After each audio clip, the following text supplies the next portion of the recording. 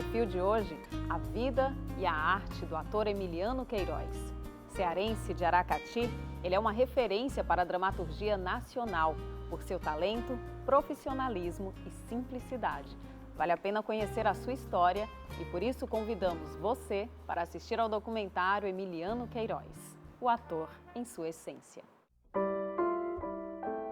Um dos convites mais lindos que eu já recebi, de falar do Emiliano. O Emiliano é o exemplo do ator que saiu do Ceará e fez um enorme sucesso quando chegou na televisão do Rio. Isso, de uma certa forma, foi muito agradável para nós termos o Emiliano como uma figura de proa. Atuar, Emiliano sempre foi um doce, né?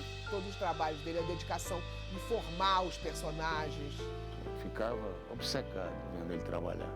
Ele cria em volta de si mesmo uma aura de encantamento pelo próprio trabalho em si. A vida dele era o teatro. Não tinha hora, nem dia, nem nada que meu irmão chamasse ele estava disposto a ir. Sempre que ele aparece na tela, ele é marcante. Ele dá densidade a tudo que faz. Aliás, não precisa nem falar, né? É respirar.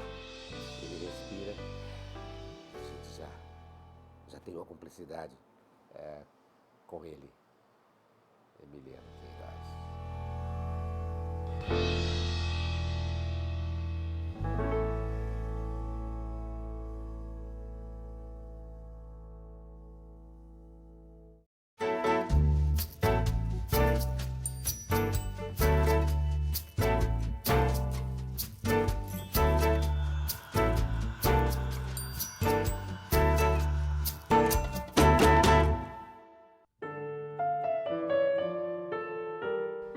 Eu nasci em Aracati.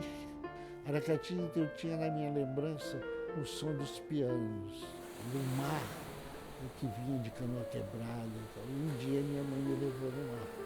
Eu tinha 2 anos, ela me levou no mar e eu mergulhei no mar de canoa quebrada. Aqui, no quadril dela. Quando eu tinha 4 anos, nós fomos embora de Aracati. Só voltei à canoa quebrada 70 e tantos anos depois, quando eu fui homenageado no Curta Canoa. Obrigado. Então eu tenho coisas assim inesquecíveis da minha época em Aracati. A primeira vez que eu vi o pastoril que acontecia vizinho da minha casa, e eu tinha muita vontade de ir. E então o homem que fazia o demônio, o diabo, era o homem que entregava carne lá em casa. E minha mãe falou para ele, não grite muito na hora do demônio, porque ele acorda e fica chorando, querendo ir para lá. Aí o homem falou, leva ele, leva o menino. E ela levou. Ela me levou e eu cheguei lá e vi, no começo, ele vestido de azul, assim, bem sereno, bem diferente do que eu imaginava. De repente ele arrancou aquela roupa azul, umas flandres balançaram fazendo uns trovões, uma luz piscou vermelha e ele apareceu todo de vermelho, com toda a sua força de diabo. Eu tomei um susto, mas não tive medo dele. E aplaudi, e a partir daquele dia eu perdi o medo do diabo e me apaixonei pelo teatro. O meu irmão, quando ele era pequeno, ele inventava de ficar comigo na calçada de frente, vendo a vizinha brigar, e ele dizia que era novela. Não era novela a palavra que ele pregava, não era? Mas a gente ficava sempre indo ver a mulher brigar, fazer as pazes, aí a gente ia no outro dia, aquilo ali para nós era como se fosse uma história que fosse se desenrolando, sabe? Eu fui levado por meu pai para o cinema. Eu vi cinema pela primeira vez em Aracati. Só que eu não me interessei pelo que estava acontecendo na tela. Eu sentei na cadeira, de joelhos na cadeira, queria ver de onde estava vindo aquele foco. O que aquele foco estava trazendo.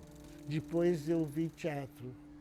Foi no Teatro Francisca Clotilde, que existe até hoje lá. E ali eu vi a paixão de Cristo. E eu fiquei impressionado com o que eu estava vendo. E aí todo dia eu imitava aquelas coisas em casa, o Jesus, a Nossa Senhora, o bom ladrão, o mau ladrão, ficava fazendo aquelas coisas todas. Nós mudamos para a cidade de Russas, aí foi outra época, né? Aí tinha o Ateneu São Bernardo, ele foi estudar, aí foi fazer parte do elenco de dramaturgia, e ele lá fazia o que tivesse que chamasse ele, ele ia fazendo, certo? Ficamos uma temporada em Russas, depois fomos a Fortaleza.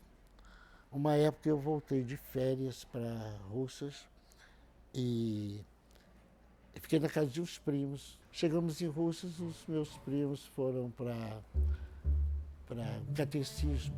Eu aprendi aquilo tudo logo. Um dia eu vi o padre falando que eles estavam ali na obra das vocações sacerdotais para levarem crianças para o seminário de Fortaleza. E aí, tudo que eu queria era viajar, ser levado para alguns lugares. Então toda vez que eu via o padre, eu corria para o altar e rezava. E o padre foi ficando impressionado comigo. Aí o padre ficou, esse menino é tudo que eu preciso para levar para o seminário, um achado. Aí falei para o padre, quando é que eu vou? Não, eu preciso da autorização da sua mãe. Eu falei, não, mas você tem 6 anos, vai fazer 6 anos, eu não posso levar você, assim, roubar você, levar, tá? Quero falar com ela. Quando chegou lá, o padre falou, muito prazer, a senhora, quero lhe parabenizar, a senhora tem um filho, uma beleza de menina, minha mãe, muito obrigado, cabreira, né? Muito obrigada. Aí o padre falou para ela, ele é muito devoto, ele reza com muita contrição. A minha mãe disse, olha, muito obrigado, mas vou dizer uma coisa ao senhor, tudo que ele vê as pessoas fazendo, ele imita.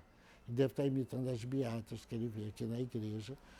E o padre, pois é, mas a senhora tem que entender que isso é uma coisa rara, uma vocação como a desse menino. Padre, eu vou dizer uma coisa sincera. Primeiro que eu não vou deixar meu filho ir com o senhor, não tem cabimento, ele é uma criança. E depois, a vocação dele não é padre, a vocação dele é o teatro. E essa declaração dela me imunizou contra todos os preconceitos que eu fui entendendo com o correr do tempo, que atingiam as pessoas que tinham qualquer vocação artística. Isso não me atingia porque a minha mãe tinha passado o atestado de que eu era ator. Então, eu era o destino que tinha me colocado daquela maneira. E assim nós fomos cúmplices a vida toda. Então, com a mãe dele, a dona Ana, ele tinha um relacionamento muito bom, porque ela nunca exigiu dele deixar aquela profissão. Nunca exigiu, nem que ele fizesse papel de mulher, nem que ele fizesse papel de malandro, nem que ele fizesse... Ela nunca exigiu dele fazer determinado papel, porque enaltecia, não. Nunca. Aí, com pouco tempo, meu pai veio para Fortaleza. Aí, meu pai veio para Fortaleza, aí foi quando ele se engajou mesmo. Na PR9, tinha a Neide Maia, João Ramos. Aí, ele se engajou no grupo de dramaturgia da PR9. Na PRE9, Emiliano Queiroz foi comediante, locutor, mas destacou-se principalmente como radioator. A atriz Carla Peixoto o conheceu nessa época. Então, eu e Emiliano, a gente era muito jovem. Eu era aborrecente, né? O Emiliano um pouquinho só mais velho que eu. 2 cão. Fazia tanta danação. Senti um prazer tão grande de conversar, dava boas risadas. Quem fez uma parte maior de sair assim à noite, que eu era mais reservada, era a Neide Maia, que era uma grande locutora da Serra Rádio Clube, PR9, a Carla Peixoto e o Emiliano. Eram 3 almas num corpo só. Até hoje nós somos amicíssimos. Mora longe, mas é como se ter vivido a vida toda junto, né? O Emiliano era radiator. E bom. Um rapaz muito modesto, chegou lá, quem não quer, querendo. Quer dizer, um menino bom, educado, fino, boa praça, boa voz, bom ator. Ele já vinha do teatro, já tinha começado em teatro. Eu me lembro do Emiliano fazendo Paixão de Cristo. Quando eu comecei a fazer teatro, como eu era muito garoto, eu tive que fazer São João, que era o apóstolo bem novinho. Então, eu fazia São João. O diretor Valdemar Garcia, que é outra figura interessantíssima da história do teatro cearense, e o Cristo era o Emiliano Queiroz. Foi Emiliano, o Jesus Cristo. E eu, a Madalena, que chorei nos pés dele, lavei com as minhas lágrimas e enxuguei com os meus cabelos, né?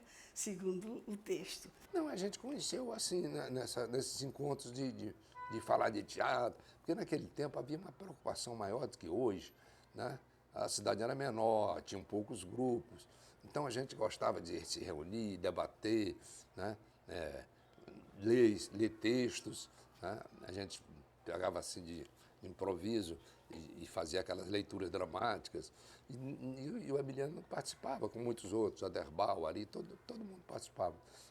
Éramos muito atuantes na época. Até normalmente os comentários é que o TEA, que é Teatro Experimental de Arte, foi um celeiro de grandes artistas. E a gente sempre se cruzava, desde essa época. B de Paiva também fazia parte. Enfim, foi muito pródigo. Isso foi o alicerce da minha vida. E o Emiliano é uma pessoa que compõe isso junto comigo, porque até hoje somos amigos. Porque fomos pioneiros, no sentido, assim, de trazer a sociedade para dentro, de dizer, porque existiam grupos anteriores, antigos, mais antigos, dos senhores que vinham do teatro universitário, como Valdemar Garcia, como algumas outras pessoas da rádio também que faziam parte, mas levar a cena o Eduardo Campos, o Oscar Wilde e outros tantos mais, foi uma coisa do Teatro Escola e do Teatro Experimental de Arte. Era muito bom, éramos aplaudidos, era uma história rica na vida de cada um de nós que fez parte daquele momento. Tanto que está aí o Haroldo Serra, né? Está aí o Emiliano brilhando nos palcos de todo o Brasil, né? E da televisão, do cinema. Nos anos 50, Emiliano Queiroz transitava entre o colégio, o teatro e a rádio. Conquistou sua independência muito cedo, pagava os seus estudos. Os pais acompanhavam de longe, mas como ele mesmo diz, estava solto. Nessa época, em 1954, com a chegada de Bibi Ferreira e sua companhia de teatro em Fortaleza, o jovem ator teve um novo despertar. Quando eu vi Bibi Ferreira, a companhia da Bibi Ferreira em Fortaleza, eu achei que eu precisava aprender coisas fora do nosso Teatro Zé de Alencar, fora dos nossos palcos e tal. E eu resolvi para São Paulo estudar teatro. E fui da maneira mais precária que poderia ter ido. Mas o que é importante aqui nessa narrativa era o comportamento da minha mãe. E ela dizia, vai, meu filho, vai aprender lá, vai estudar. Vai, tal. Emiliano Queiroz foi para São Paulo logo depois da morte do seu pai, em 1958. Chegando lá, estudou na Federação Paulista de Teatro. Eu fui para São Paulo, tive algumas experiências de teatro, estreiei no Teatro Municipal de São Paulo, no Festival de Dança Contemporânea, porque minha professora Renê Gomiel, da Escola de Teatro, me levou para o Municipal. Fiz um filme dançando rock alucinante com o Hélio Souto. Fiz o Pagador de Promessas, fazendo a figuração para lá e para cá, que foi muito importante para mim, porque eu conheci Flávio Rangel e Dias Gomes naquela ocasião, pessoas que seriam muito importantes para mim no correr da vida. E quando já está começando ali a se engajar, recebe a notícia de que, pela Deide Maia, de que a televisão está nascendo no Ceará. 26 de novembro de 1960. E que há teleteatro, portanto, há produção para atores, para diretores, para técnicos. Enfim, é uma fábrica de encenações, né? De telejornal, de produção local, ainda antes da aparição do videotape e dos satélites, né?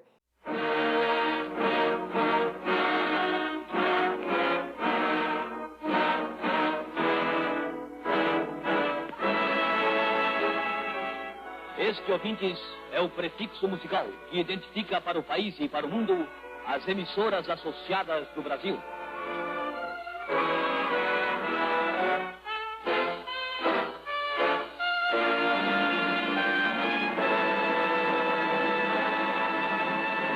Como eu conheci Emiliano Queiroz, figura maravilhosa.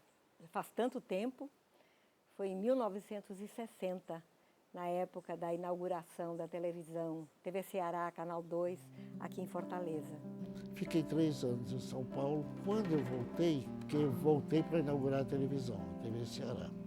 Voltei preparando atores, preparando o núcleo de garotas propagandas. Ele dirigia as garotas propagandas, né? Antes das agências produzirem seus filmes, né? Suas vinhetas, mesmo com slides ou com cartelas. Havia grandes vedetes, eram as garotas propaganda, que falavam para a câmera, anunciando ao vivo no estúdio os produtos das lojas que patrocinavam os intervalos comerciais da televisão. Porque estamos falando de uma época em que a televisão era ao vivo, antes do videotape, tudo ao vivo. E quando o Emiliano, me apresentaram Emiliano, que ele estava selecionando as pessoas que iriam fazer os comerciais na televisão. E ele de imediato disse, você vai ser anunciadora. Eu levei um susto enorme. E aquela figura tão bonita, tão elegante, tão arrumado, tão diferente que a gente só via em cinema, que o Emiliano era uma pessoa, foi um jovem muito bonito. E foi uma surpresa para mim estar ali naquele momento, naquela inauguração, naquela festa, e conhecer Emiliano e de imediato ele dizer que eu iria fazer parte do cast de anunciadoras. Para mim foi uma coisa maravilhosa, a chegada do interior do Rio Grande do Sul, atriz desde pequenininha, mas nunca enfrentando assim uma coisa tão maravilhosa quanto a televisão. Ele era muito sossegado, ele era uma figura muito sossegada. Mas quando a gente fazia uma reunião fora da TV, ele sempre levava muita alegria para a gente, né? Brincava muito, gostava de conversar e tal, mas sempre na dele, sem se expor, sem maltratar ninguém. É uma pessoa que eu gosto muito de abraçar quando ele vem aqui. O Emiliano eu conheci nos corredores da TV. Eu, garoto, ele, rapaz. O Emiliano tem uma característica que eu acho notável. Ele dá sempre a ideia de que a gente é importante e é gente grande. Quando começou a TV no Ceará, eu não estava no Ceará, foi esse período que eu passei aqui de 59, 60, 62, eu vim para o Rio, foi um período que eu pensei em vir estudar teatro. Estou falando isso para dizer que nesse período que eu fiquei aqui, esses 2 anos, houve uma transformação curiosa no Ceará. O B de Paiva voltou e criou a Escola de Arte Dramática da Universidade. E outra, nasceu a TV Ceará, cujo grande ator, estrela, galã, era o Emiliano. Eu ganhei prêmios do galã, né? Todo mundo achava que eu era o gemidinho da televisão. E eu até parecia um pouco, eu também caprichava para ser um pouco. E era o galã jovem da emissora, porque o João Ramos fazia os papéis mais pesados e tal. E eu fazia os rebeldes e tal, os delinquentes. Então, o Emiliano, muito bonito, ele acabava fazendo o galã de quase todas as novelas. Era o galã, meu galã, era o galã da Cleide Holanda, era o galã da Iris Breno, da Isis Martins. E assim, os bastidores eram uma coisa maravilhosa, era uma correria imensa, porque você tinha que fazer na hora tudo aquilo que o diretor tinha determinado. E como é que você fazia? Não podia errar, porque era ao vivo. Mas o público adorava, o público amava. Fortaleza, na época, teria talvez uns 400 televisores aproximadamente, preto e branco, pequenininho, aquele cabeção. Os vizinhos ainda se juntavam para ver televisão na janela. E foi uma época maravilhosa, né? A gente fazia uma novela atrás da outra, a gente tava nem aí. A gente fazia, tinha o prazer de... Não estava nem preocupado com dinheiro. Acertando ganhava, né? Os associados, ninguém trabalhava de graça, não. A primeira telenovela produzida no Ceará, que se chama A Poeira Vermelha, é um script do Guilherme Neto, com direção de Guilherme Neto, protagonizado pelo Emiliano Queiroz e pela Laura Santos. As novelas ainda não eram diárias, eram 3 vezes por semana. A TV Ceará, não sei se vocês sabem, era ali na Antônio Salles. Senão, Fortaleza acabava ali, né? A Fortaleza, depois da Antônio Salles, não tinha nada, era areia. Você também não tinha videotape. Ora, videotape. Ninguém sabia nem o que era videotape nos anos 60.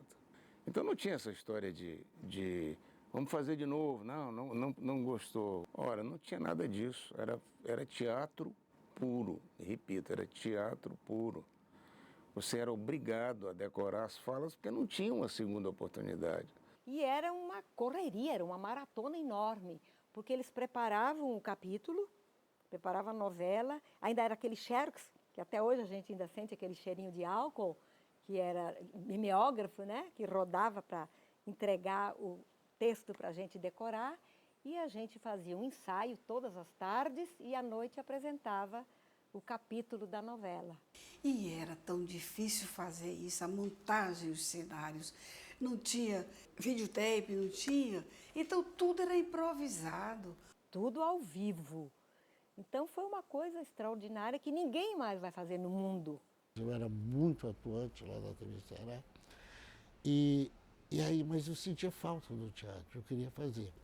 E aí, conversando com o Haroldo sobre isso, ele falou assim, olha, eu estou com uma peça infantil maravilhosa do Eduardo Campos, que é O Julgamento dos Animais. Vamos fazer.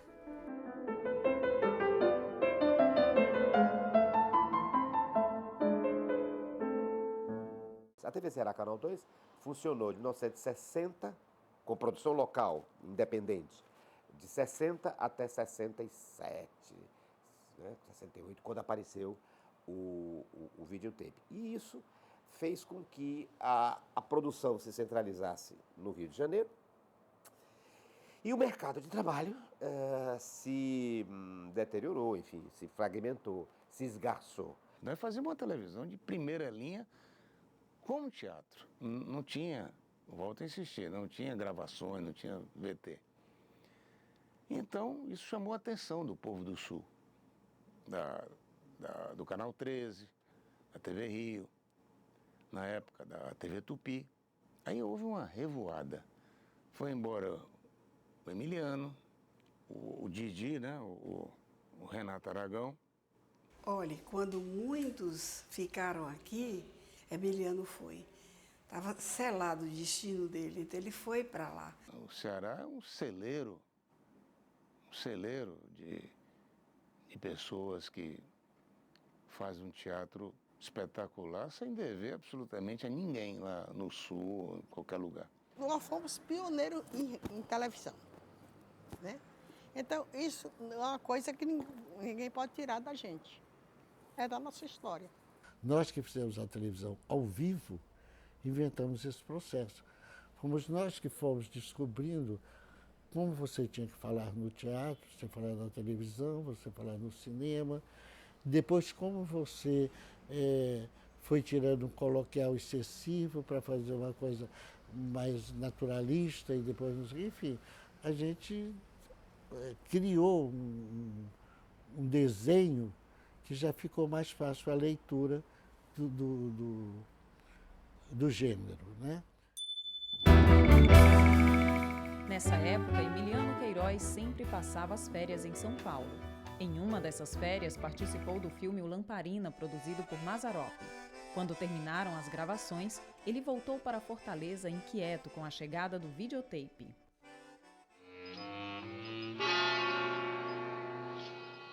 Pode ficar com esse também. Que negócio é esse? Eu sei o que tu tá fazendo. E concordo. Posso até te ajudar, mas com a condição. Deixa escapar meu pai e minha mãe. Eu voltei a São Paulo, eu vi o videotape. Vi o grupo Arena fazendo uma peça de televisão com Guarnieri, com Nelson. Eu falei, isso aí vai acabar com a televisão local, regional, porque eles têm mais dinheiro, têm um maior preparo e tal. Isso, voltei e falei para as pessoas, vou embora para São Paulo. Pô, você está tão bem aqui e tal. Não, mas eu vou. E aí não sei que vai acabar. Então, eu falei, não vai permanecer. Mas eu vou voltar, vou passar um tempo lá. Nunca tive medo de recomeçar tudo. Aí voltei para São Paulo. Nessa ocasião, minha irmã estava morando lá e também me deu uma força, porque todo mundo da minha família sempre foi muito solidário com o meu desejo de ter uma carreira de ator. Eu acredito que é porque a gente viu grande vontade que ele tinha. Eu acho que foi por isso, porque se fosse que ele tivesse uma vontade mais ou menos, as pessoas ao redor também ficavam mais ou menos. Então, se ele tinha tanta firmeza no que ele queria, então as pessoas que começaram a apoiar os de casa tinham firmeza também, porque ele só queria aquilo, né? Eu acredito que por isso, por causa do grande empenho que ele tinha em levar a profissão adiante.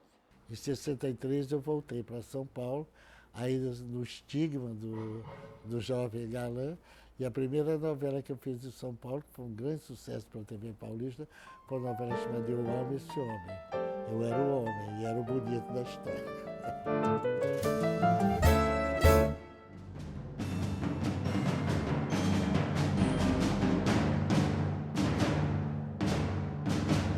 Logo em 64 teve o golpe militar. Então as coisas começaram a mudar no Brasil. Mas a gente achava que depois, daqui a pouco, ia voltar, ia ter eleições, e ninguém tinha noção do que acontecia. Aí os colegas nessa época já estavam muito amigos de Marília Pêra, Gracindo Júnior, Nestor Antimar, do próprio Reginaldo. E aí eles, olha, vai estar havendo testes para uma peça chamada Os Fantásticos, um musical. E eu fiz o teste e fiquei na peça. Em seguida, com aqueles atores, nós fizemos Onde Canta o Sabiá, do Paulo Afonso Grisoli, que foi um acontecimento que mudou a linguagem teatral no Rio de Janeiro e no Brasil.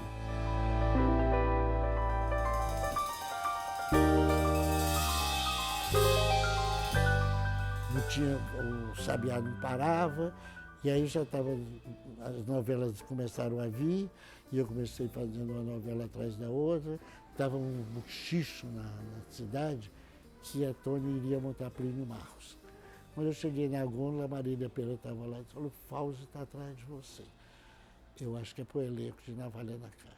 Quando ele foi montar com a Tônia, todos os atores da minha idade disputavam qualquer papel na Navalha, mas eram só 2 homens e uma mulher.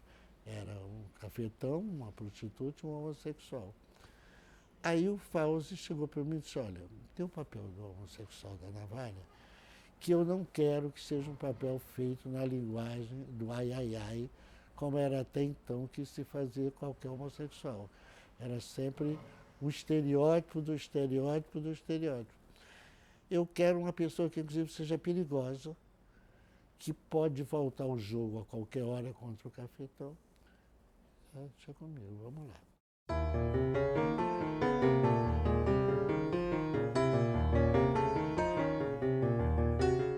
E fizemos um trabalho sem saber se a peça ia ser liberada. Até que a Tônia, com as influências dela, com a viagem para...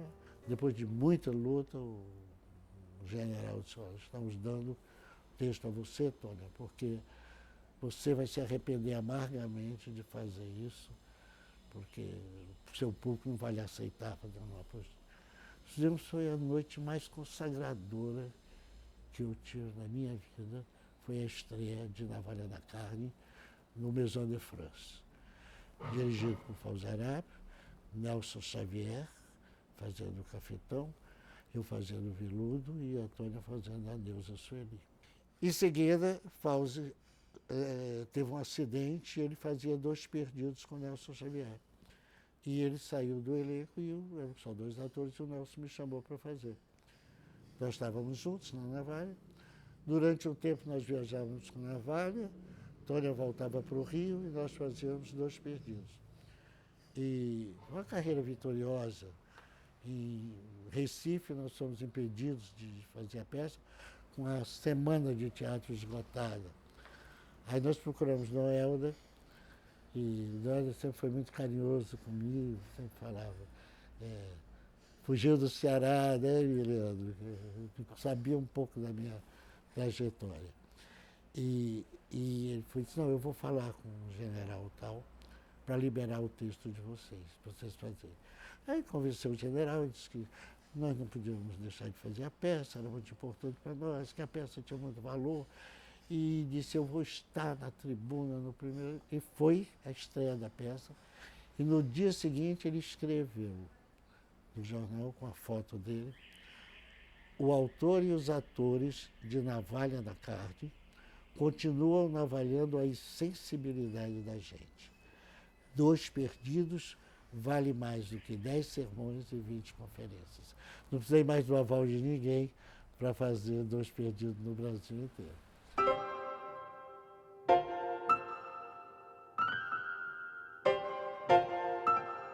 Nunca parei de estudar, voltei a fazer curso com o Eugênio Kusnit. Sempre eu tive ligado ao aprendizado do ofício, porque eu entendi muito cedo que ser ator não era uma profissão, era um ofício. Aí um dia chegou um diretor lá, nosso, e disse, olha, vai ser inaugurada uma televisão no Rio, do jornal O Globo, e eles querem ter uma repetidora em São Paulo, e eles compraram a TV Paulista. E querem levar alguns atores daqui para lá.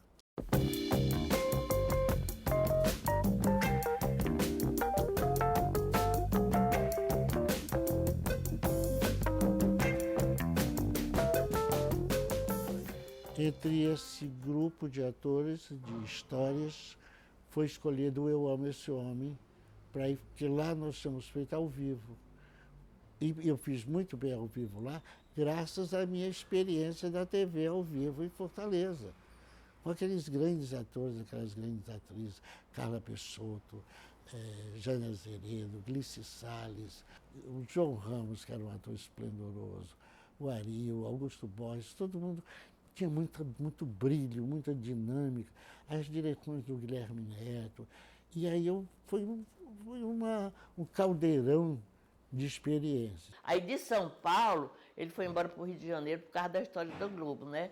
Aí ele lá começou a amizade com fulano e fulano e fulano, aí começou a trabalhar em teatro também, né? Quando eu cheguei no Rio de Janeiro, cheguei na TV Globo, a TV Globo não tinha inaugurado ainda. Então eu estava se gravando coisas, enquanto nós ensaiávamos Eu Amo Esse Homem,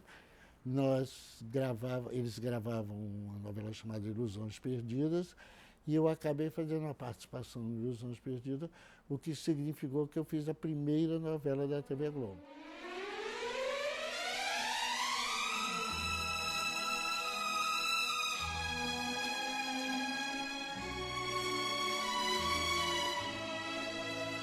Em 1972, Emiliano Queiroz participou do primeiro programa da TV brasileira gravado inteiramente em cores, chamado Meu Primeiro Baile. No ano seguinte, estreava a primeira novela, O Bem Amado, um clássico da nossa dramaturgia. Era a descoberta da cor. Eu comecei no rádio, descobri a televisão ao vivo, em preto e branco, agora estou chegando na cor, vou fazer a primeira novela colorida do Brasil. Então é um destino essa coisa do pioneirismo que me acompanha. Porque o Emiliano, ele era um ator muito carismático, né? E ele, como os outros, tinha vontade de ir para o Rio. E foi para o Rio e imediatamente ele fez teste em algumas companhias e passou a participar de vários espetáculos. Depois ele foi convidado para ir para a Globo, né? Onde ele fez aquele personagem que marcou muito. Disseu Borboleta. Para mim foi o maior papel vivido por ele, porque ele não era aquilo, ele viveu aquilo, mas não era aquilo. Não tinha gagueira, não pensava em fazer um gago de recurso, não. E aí, com o correr da novela, o Paulo Gracindo percebia que toda vez que eu brigava com ele, eu ficava vermelho. Aí ele falava, você está vermelho, feito um peru, não sei o quê, não sei o quê, não sei o quê. Aí, um dia, o Paulo Gracindo começou uma discussão comigo. O Paulo Gracindo é um personagem, né? O Odorico Paraguaçu. Começou uma discussão comigo, e eu fui ficando nervoso, e discutindo com ele. Uma hora eu fui falar e não consegui falar. Eu fiquei engasgado. E a voz começou a sair, coronel. Aí, aquilo me deu o personagem num estágio de nervosia tal que a voz dele tinha se transformado. Eu passei a usar isso. Quando a novela acabou, eu tive as melhores críticas que um ator pode querer. Nossa, ele tem um valor fundamental. Ele fez os grandes espetáculos da época de 70, de grande sucesso, da década de 80. Eu trabalhei também com ele em 1970. Eu tenho uma história muito longa com ele, muito longa. E aqui eu fui trabalhar com ele numa peça. Ele já tinha feito um grande sucesso com Tônia Carreiro e Nelson Xavier, uma peça de Plínio Marcos. E aí fomos fazer uma outra peça muito interessante e voltamos aí, namoramos de novo. Foi uma história muito linda, uma história de duas almas assim que se encontram muito durante a vida. Sou eu e ele. Ele casou-se com a minha melhor amiga, né? E não temos nenhum ressentimento, sou muito amiga deles e é uma história muito bonita. Foi mais ou menos na época 1970, 1971, princípio, final de 70, por aí, no Teatro Ipanema fazia Hoje é Dia de Rock, de Zé Vicente, com Ivan de Albuquerque, Rubens Correia, Ivone Hoffmann. Ivone era muito minha amiga e muito amiga de Emiliano. E depois do espetáculo, a gente ia encontrar o pessoal que fazia o Bordel da Salvação. Eu estava fazendo uma peça, e até com a Marieta Severo, Norma Sueli, a Ivone Hoffmann e tal. Eu era muito amigo da Ivone, tinha conhecido em Porto Alegre. E a Letícia, ela era amiga da Letícia, eu levei a Letícia para assistir a peça, e a Letícia voltava toda noite. Então. E eu comecei a gostar dela, achava ela interessante, gostava.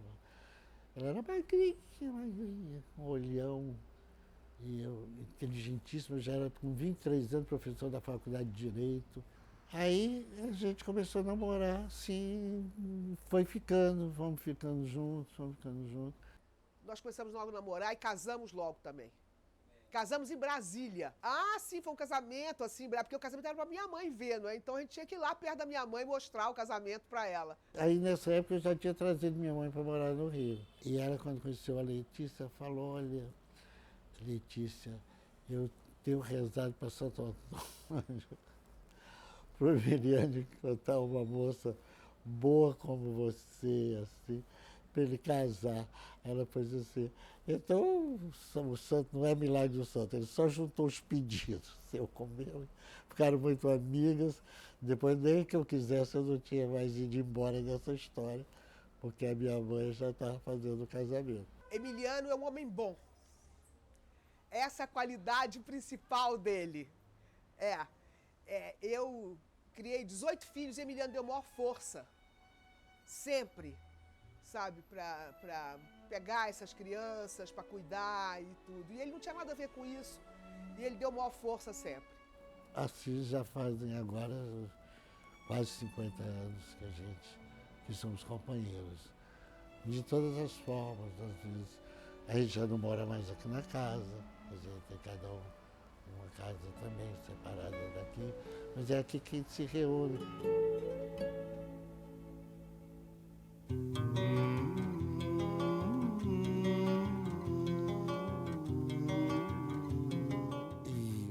Teve um momento muito significativo também, foi quando eu fiz a Ópera do Malandro e durante os ensaios aqui nessa sala, o Chico Buarque chegou para mim Ele veio assistir um ensaio aqui em casa e eu falei, eu estou viajando amanhã para Nova York, que eu vou gravar uma novela chamada Gina. Fiquei em Nova York, ele falou, se esquece a música sua, que eu vou escrever uma música para você. Eu fui para Nova York, quando voltei, ele me entregou a Geni. Quando nesta cidade, tanto horror e iniquidade, resolvi, tudo explode.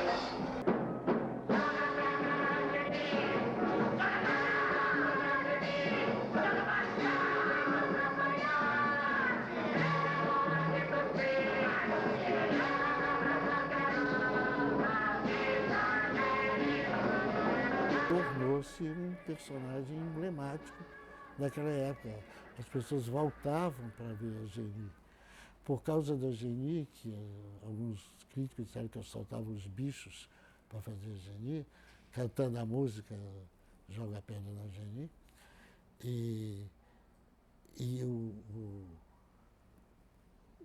processo daquilo era muito estimulante, mas muito desgastante também.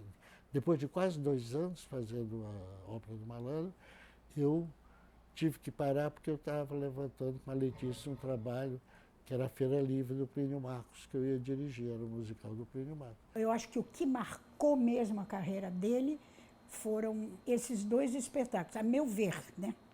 Foi a Ópera do Malandro e Navalha na Carne, com a Tônia Carreiro e Nelson Xavier.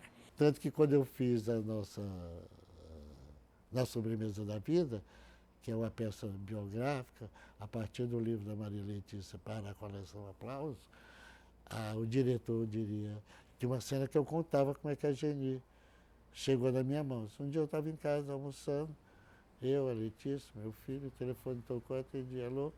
Oi, Emiliano. Oi, aqui é o Chico Lá. Eu estou querendo te convidar para fazer a Geni na Ópera do Malandro. Pode ser? Claro. Abraço, Chico.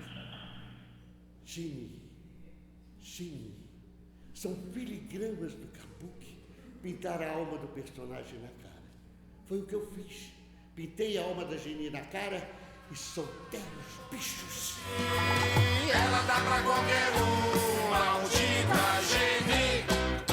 Eu tenho uma história de um prêmio do Emiliano que eu acho um barato que assim, alguém me falou, eu não vi, mas assim, que diz assim, Emiliano, e cadê aquele seu prêmio, cara? Você ganhou um prêmio tão importante. Aí disse, tá ali, era encosto da porta, era para segurar a porta aberta, entendeu?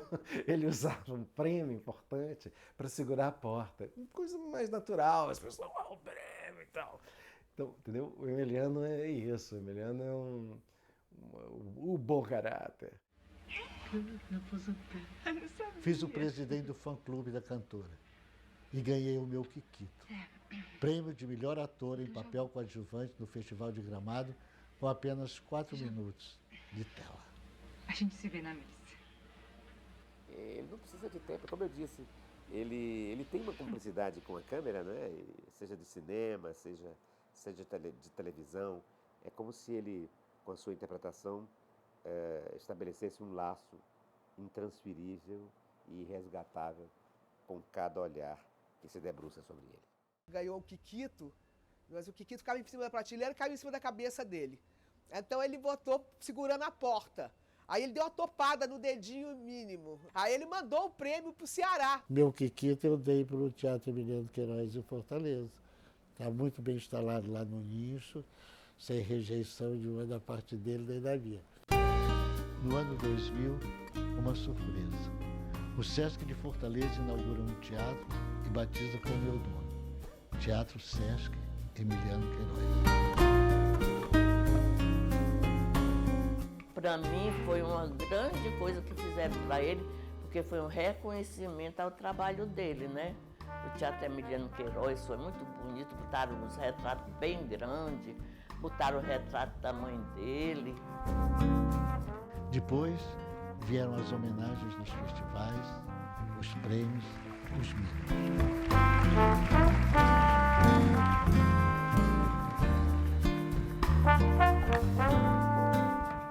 O Emiliano, ele é muito importante pela participação não só em espetáculos teatrais, mas como na TV, como em cinema. Fizemos cinema juntos. Um foi dirigido pela Liloy Bobli, que era amiga dele, vinha fazer em Fortaleza um filme sobre a menina e o Blimp, em cima de um conto da Raquel de Queiroz, Tangerine Girl.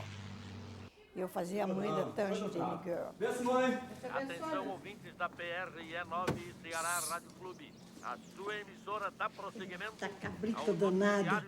Você respeita a minha filha, se eu te arrebentar. E o Emiliano fez o roteiro junto com a Maria Letícia.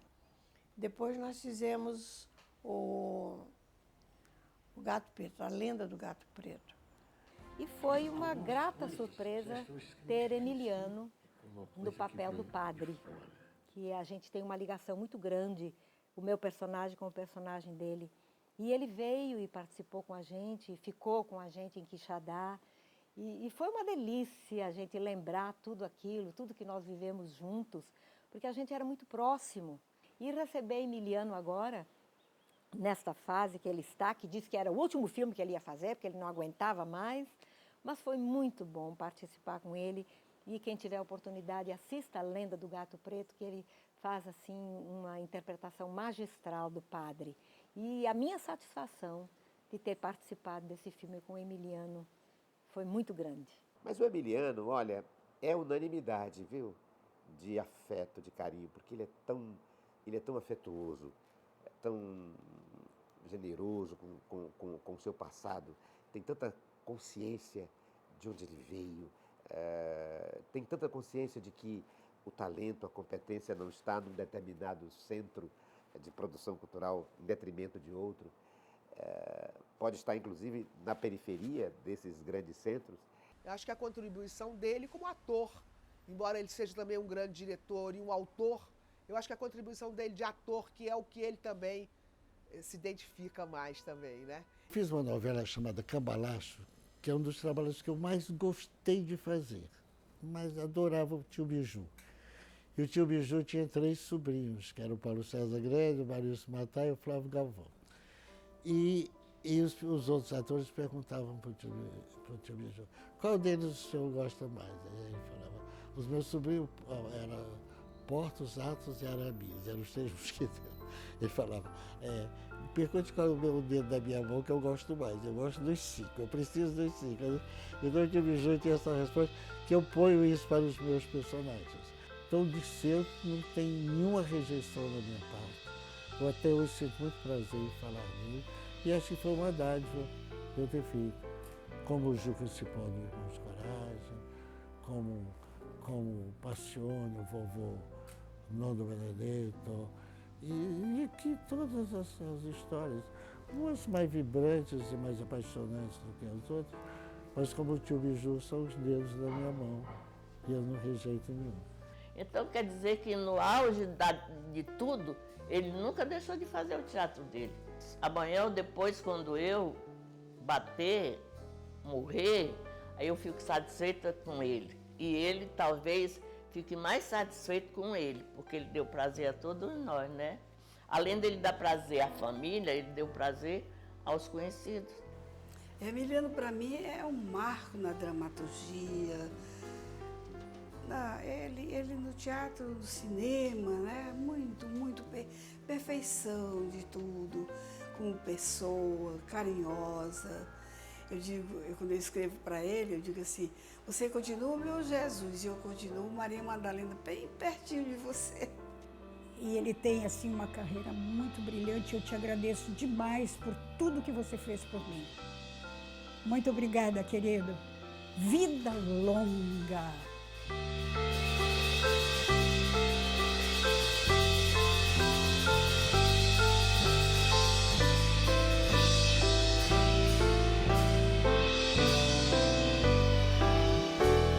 Lembrem-se de mim, na luz.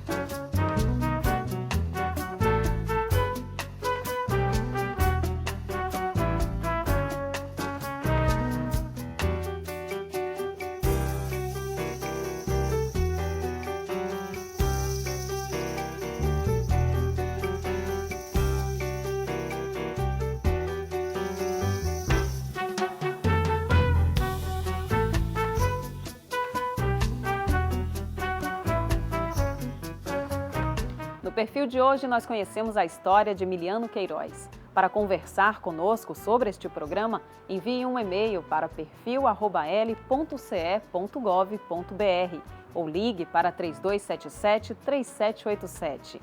Você também pode nos assistir no nosso canal no YouTube, youtube.com/TV Assembleia Ceará. Até o próximo programa.